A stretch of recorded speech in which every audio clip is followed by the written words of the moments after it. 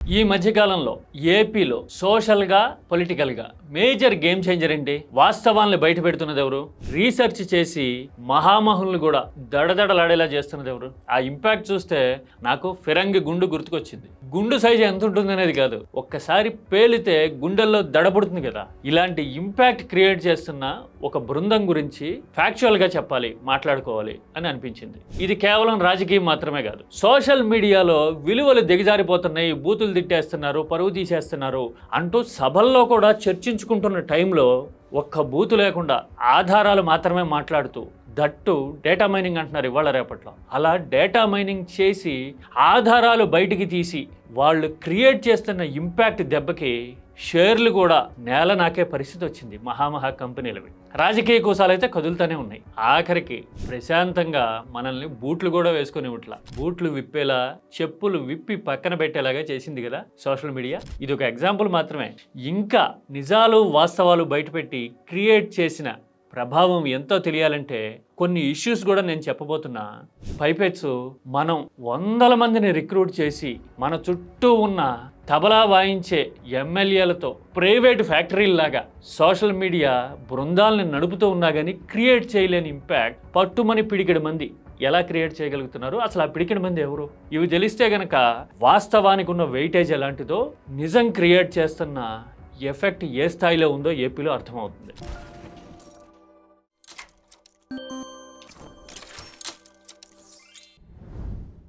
ఏపీలో నిజాలనేవి చాలా precious things అయిపోయినాయి, అమూల్యమైన విషయాలు అయిపోయినాయి.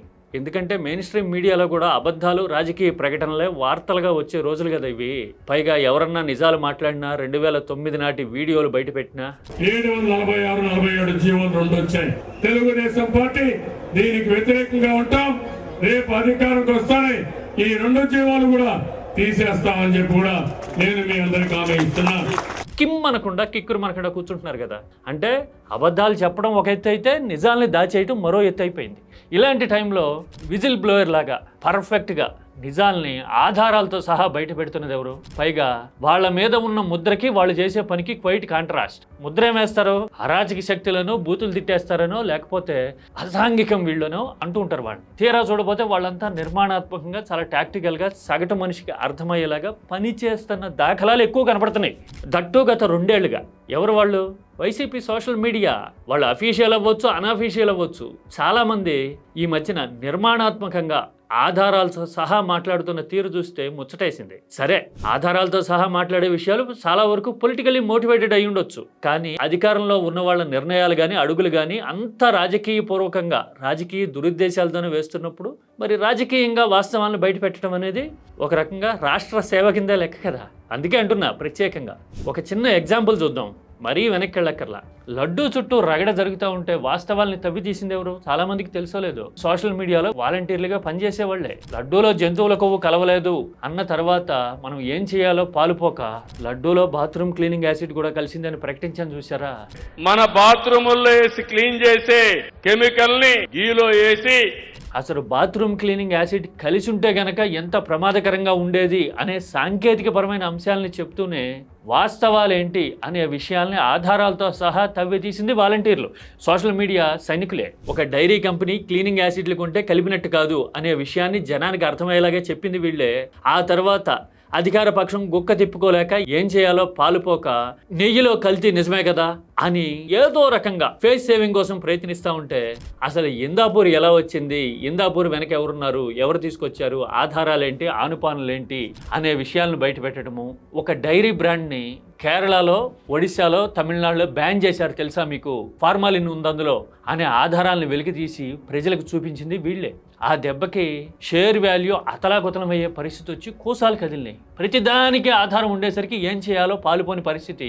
ప్రకృతి సిద్ధంగా మేము అన్నీ చేస్తున్నాము అని చెప్పడానికి ట్రై చేసినా కానీ కాదు, ఈ రిపోర్ట్లన్నీ అవాస్తవం అని ప్రకటించలేకపోయారు, ఖండించలేకపోయారు. చూసారా? అధికారం ఉంది కాబట్టి ఇమ్యూనిటీ తెచ్చుకొని సోషల్ మీడియా జైంట్స్ ఫేస్బుక్కో, యూట్యూబ్కో లీగల్ వార్నింగ్లు ఇచ్చి దారిలోకి తెచ్చుకోవచ్చు, అది వేరే విషయం. కానీ వాస్తవాన్ని జనం ముందుకు తీసుకురావడం వల్ల నిజాలు తెలిసినాయి, ఎవరికి డ్యామేజ్ జరగాలో వాళ్ళకి జరిగింది కదా. దీనిలో ఉన్న ఎఫర్ట్ అంతా ఎవరిది? Social media సైనికులది. దట్టు ప్రధాన పార్టీకి సైడ్ కిక్ పార్టీగా ఉన్న ఒక వ్యవస్థలోంచి బయటకు వచ్చిన కుర్రకారు ఇంత సునిశ్చితంగా పనిచేశారు అని జరుగుతున్న చర్చ చూస్తే నిజాలు మనోళ్లే బయట పెట్టేస్తున్నారా, ఎంత కష్టం వచ్చింది అని ఆ రెండు పార్టీలు నెత్తి నోరు బాదుకోవాల్సిన పరిస్థితి. అంటే సోషల్ మీడియా వాస్తవాలని ఎలాగ ధ్యానంలోకి తెస్తోంది అనేది చెప్పడానికి ఇంతకంటే నిదర్శనాలు ఏముంటాయి? పైపెచ్చు నెయ్యి మీద ఇంత చర్చ జరుగుతున్నప్పుడు 300 అంతకంటే కాస్త ఎక్కువ ఉంటే నకిలీదే అని చెప్తున్నప్పుడు మరి అప్పట్లో ఉన్నది 270 280 కదా అంటూ ఆధారాలు తీసి కంపారిటివ్ స్టడీ చేసింది కూడా ఎగైన్ సోషల్ మీడియా సైనికులే. ఇలా ప్రతి దశలోనూ వాస్తవాలను బయటకు తెస్తూ నిర్మాణాత్మకమైన ఆర్గ్యుమెంట్ని బిల్డ్ చేయడమే కాదు, జరుగుతున్న పరిణామాల్ని ఎమోషనల్గా కనెక్ట్ అయ్యేలాగా చెప్పడం కూడా ఈ బృందంలో కనపడుతోంది.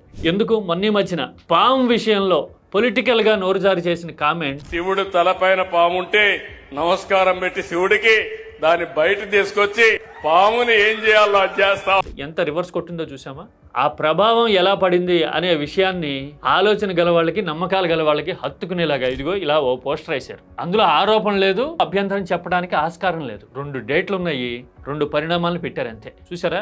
ఇలాగ వాస్తవాల్ని ఒక దగ్గరికి తెచ్చి జనానికి అర్థమయ్యేలాగా, కనెక్ట్ అయ్యేలాగా చెప్పగలుగుతున్న యంత్రాంగం ఏపీలో ఉండబట్టే other side of the coin అర్థమవుతా ఉంది. లేదంటే గనక ప్రధాన మీడియా అంతా కొందరికే బాగా ఊతున్నప్పుడు, వాస్తవాల్ని కప్పిపుచ్చి మేనేజ్ చేసేయాలి అనుకుంటున్నప్పుడు నిజాలు బయటకు వచ్చే పరిస్థితి ఉంటుందా? ఉండదు కదా. చాలా మందికి తెలుసో లేదో, బూతులు తిట్టించడానికి, ఫేక్ కామెంట్లు పెట్టించడానికి, ఎవరన్నా నిష్పాక్షికంగా మాట్లాడుతుంటే మానసికంగా క్షోభ పెట్టేందుకు సిల్లీగా పలానా వాళ్ళ మనిషినో ఇంకోటనో ముద్రేసేందుకు చాలా విఫలయత్నాలు చేస్తుంటారు. ఇన్స్టాగ్రామ్ కిల్లే గిత్తిరిగళ్ళు అంటూ ఉంటాను నేను ఇట్లాంటి వాళ్ళని. ఎందుకంటే వాడికి సోషల్ ఈక్వేషన్ మాత్రమే ఉంటుంది, సబ్జెక్ట్ ఉండదు. వాడికి ఏదో 4 పదాలు ఇస్తారు, అవి మాత్రమే వాగుతుంటారు. ఇంకా స్వతహాగా సంస్కారం లేకపోవడం వలన వచ్చే బూతులు వదులుతూ ఉంటారు. అంతే తప్ప ఎవ్వడు సబ్జెక్ట్ మాట్లాడి కౌంటర్ చేయడం ఉండదు చూడండి. ఎందుకంటే ఆధారాలు కనపడుతూ ఉన్నప్పుడు ఒకటి మొరాలిటీ ఉండదు, అంటే నైతికత అనేది ఉండదు. రెండోది అసలు ఆర్గ్యుమెంట్ ఎలా బిల్డ్ చేయాలో వాళ్ళకి తెలియదు. ఎందుకు తెలియదు? సడన్గా రోబోస్ట్ నెంబర్స్ వచ్చేసినాయి, అధికారంలోకి వచ్చి ఉంటాము, ఏదో రకంగా ఎదుటి వాళ్ళ మీద పై చేయి సాధించాలని ఫేక్ ఫ్యాక్టరీలు పెట్టుంటాము. ఫేక్ ఫ్యాక్టరీలు పెట్టినంత మాత్రాన అమాంతం తెలివి పెంచడం సాధ్యం కాదు కదా. అందుకోసమని బూతులు తిడుతూ ఉంటారు. అంటే బై అండ్ లార్జ్ పోల్చి చూస్తే ఏం కనపడుతుంది? బూతులు, రోత ఒక పక్కన, సమాచారాన్ని అంతా పోగు చేసి అర్థమయ్యేలాగే చెప్తున్న వ్యవస్థ ఇంకో పక్కన కనపడతా ఉంది. ఉల్టా అధికారంలో ఉన్న వాళ్ళు ఏమంటారు? సమాచారం చెప్తున్న వాళ్ళ మీద క్యారెక్టర్ అసాసినేషన్ చేసేస్తున్నారు అని ముద్ర గుద్దడానికి విఫలయత్నం చేస్తుంటారు. పైగా నిన్న మొన్న చెప్పడం చూసా, 1000 మందికి పైగా కేసులు పెట్టాము అని చెప్పడం చూస్తే అసలు ఇలాంటి నిష్పాక్షికమైన సమాచారం జనంలోకి వెళ్తుంటే ఎంత భయం పుడుతుందో అర్థమవుతుంది కదా. మిగతా విషయాలన్నీ వదిలేసి పోస్టులు పెడుతున్న వాళ్ళ మీద కేసులు పెట్టే పనిలో పడ్డాము అంటే ఎంత సవాల్ అయిపోయినట్టు వీళ్ళందరూ. అఫ్కోర్స్ అలాంటి కేసులు నిలవకపోవచ్చు, జస్ట్ వేధింపులనే ముద్ర మాత్రమే పడుతుంది.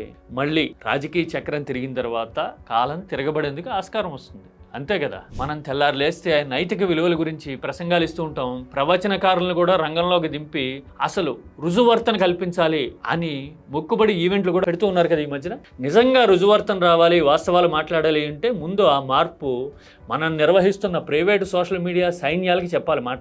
ఏమని? సబ్జెక్ట్తో ఖండించండి, లాజిక్తో ఖండించండి అని. వాళ్ళు బూతులు తిట్టడం ఆపితే 80% పొలిటికల్ పొల్యూషన్ తగ్గుతుంది రాష్ట్రంలో. ఇది నిజంగా నిజం. మెయిన్ స్ట్రీమ్ మీడియాకి ఆ బూతులన్నీ బుజ్జిబుజ్జిగా కనిపిస్తాయి కాబట్టి ఎదుటి వాళ్ళు చెప్పే నిజాలని, అదే వైసీపీ వైపు మాట్లాడే వాళ్ళు చెప్పే నిజాలని తట్టుకోలేక, భరించలేక, సమాధానం చెప్పలేక అసలు అదంతా వికృతం అనేస్తూ ఉన్నాం. ఏది ప్రకృతమో ఏది వికృతమో జనం అర్థం చేసుకోగలుగుతారు కదా. అందుకోసమే ఇప్పుడు ఏపీలో అసలైన వాస్తవాలు చెప్తున్నది, నిజాల్ని నిగ్గు తేల్చి నిర్ధారించి ఆధారాలు బయట పెడుతున్నది, మహామహుల కూసాలు కదిలే స్థాయిలో ఫిరంగుల్లా వాస్తవాల్ని పేరుస్తున్నది ఒక ఆర్డర్లో. అన్నీ సోషల్ మీడియానే. లడ్డు ఎపిసోడ్లో వాస్తవాలన్నీ బయటికి తీసుకొచ్చింది. ప్రతి దశలోనూ మనకి ఎదురుగాలి కొట్టేలాగా వాస్తవాల్ని మనకి ప్రత్యర్థిగా నిలబెట్టింది. మనం సమాధానం చెప్పలేకపోయాము. ఆఖరికి మన చేజేతిలా తీసుకొచ్చిన లడ్డు కాంట్రవర్సీనే ఏదో రకంగా చుట్టి పక్కన పెట్టాల్సిన పరిస్థితి కల్పించింది కదా. దాంతోపాటు చెప్పినంత సులభం కాదు అని హామీల మీద మన నోటి వెంట మనమే చెప్పేలాగా చేసింది సోషల్ మీడియా ఇంపాక్టే కదా. చెప్తాను, చాలా తేలికైంది అధ్యక్ష. జాబ్ క్యాలెండర్ మీద నిలదీతలో నిర్మాణాత్మక ట్రాల్స్ చూసేసరికి ఒప్పుకోక తప్పలేదు కదా, చెప్పినవన్నీ చేయలేకపోతున్నామని. ఇక అప్పుల విషయంలో అయితే సరి అప్పులు చేసి బతికారు అని గత ప్రభుత్వం మీద మనం ముద్రేసి రాజకీయంగా అడ్వాంటేజ్ తీసుకుంటే 2 ఏళ్లలోనే 3 లక్షల కోట్లకు పైగా అప్పులు చేశారు అని ఎప్పటికప్పుడు నివేదికలు, ఆధారాలు ప్రతి మంగళవారం తయారైపోతున్నాం కదా. ఆ లెక్కలన్నీ చూపించి ఎప్పటికప్పుడు వెంటాడుతూ ఉన్నది, నిజాలతో తరుముకొస్తూ ఉన్నది ఇదే సోషల్ మీడియా కదా. అంటే రాజకీయ పుకార్లు, కాంట్రవర్సీల విషయంలో అయినా, విధానపరమైన వైఫల్యాల విషయంలో అయినా, హామీలు నిలబెట్టుకోలేని తనంలో అయినా, ప్రతి విషయంలోనూ సోషల్ మీడియానే మనకి ప్రత్యర్థి అయిపోయింది. నిజాలు మన ఎదురుగా పెట్టి సమాధానం చెప్పండి చూద్దాం అని నిలదీస్తూ ఉంది కదా. అందుకే ఒత్తిడి మౌంట్ అవుతా ఉంది. ఏదో రకంగా కంటైన్ చేయాలి, ఇలా అయితే కాదు అనే పరిస్థితి తెచ్చింది కదా. That is the impact of social media. అందుకోసమని సోషల్ మీడియా మేజర్ సమాచార సాధనం అవుతా ఉంది. ఉన్నది తక్కువ మంది అయినా కానీ నిర్మాణాత్మకంగా డేటా మైనింగ్తో వాస్తవాలన్నింటినీ ఒక చోట ఒక ప్యాటర్న్ ప్రకారం తీసుకురాగలిగితే బయటికి ఎలాంటి ఇంపాక్ట్ వస్తుందో వైసీపీ సోషల్ మీడియానో లేదంటే కనుక వైసీపీని అభిమానించే బృందాలు ఇప్పుడు పెడుతున్న ఎఫర్ట్స్ అన్నీ ఏపీకి సమాచారాన్ని డిసిమినేట్ చేయటమే కాదు, వాస్తవాల్ని అర్థం చేసుకునేలాగా ఆలోచన పెంచేలాగా ఉన్నాయి అనేది అయితే అక్షరాల నిజం కదా. అధికార పార్టీ వైపు నుంచి ఫ్యాక్ట్ చెక్ లాంటి ప్రకటనలు చేస్తున్నా కానీ అవి అసంపూర్తిగానో అర్ధసత్యాలుగానో ఉండిపోతున్న సమయంలో నిజాలు జనానికి తెలియజేస్తున్నది ఎవరు అని అడిగితే మిమ్మల్ని మీరైతే ఏం చెప్తారు? సోషల్ మీడియాలో నిర్మాణాత్మకంగా ఇన్ఫర్మేషన్ ఓరియంటెడ్గా జరుగుతున్న చర్చని మీరు అర్థం చేసుకున్నారా? కామెంట్ చేయండి. సంస్కారవంతంగా ఇన్ఫర్మేటివ్గా ఉండేలాగా మన అభిప్రాయాన్ని వ్యక్తం చేద్దాం, నిజాలకి బలమిద్దాం. This is key talks.